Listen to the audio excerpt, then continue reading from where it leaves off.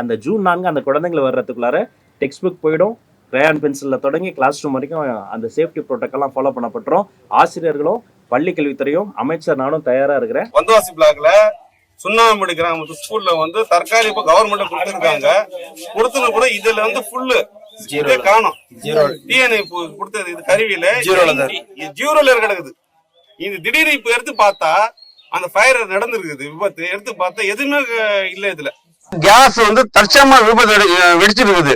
இது காரணமாக பள்ளி நிர்வாகமும் பிடி ஆபீஸும் இது வரைக்கும் பிடிசி எந்த நடவடிக்கை எடுக்கவில்லை. என்ன காரணம்? 1.5 மாசமா என்ன பாத்தீங்க?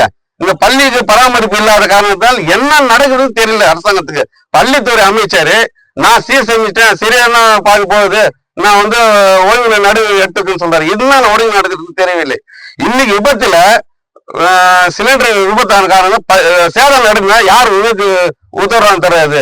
இனி காலங்களில் எந்த பள்ளியும் காலை உணவு மதிய உணவு அந்த என்னென்ன இருக்கு கேஸ் சரியான பாதுகாப்பு செஞ்சு மாணவருக்கு பாதுகாப்பு செய்யணும் கேட்டுக்கொள்கிறேன். நன்றி வணக்கம். அந்த ஜூன் 4 அந்த குழந்தைங்களை வர்றதுக்குள்ளார டெக்ஸ்ட் புக் போயிடும்.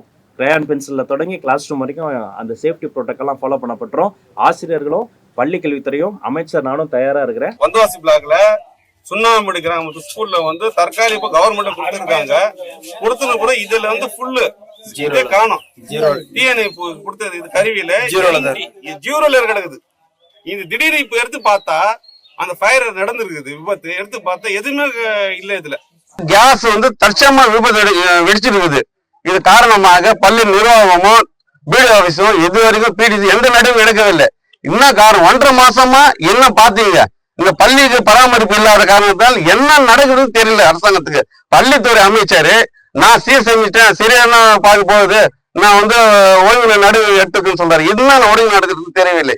இன்னைக்கு விபத்துல சிலிண்டர் விபத்தான காரணம் சேதம் நடக்குங்க. யார் உத்தரவாதம் தராது.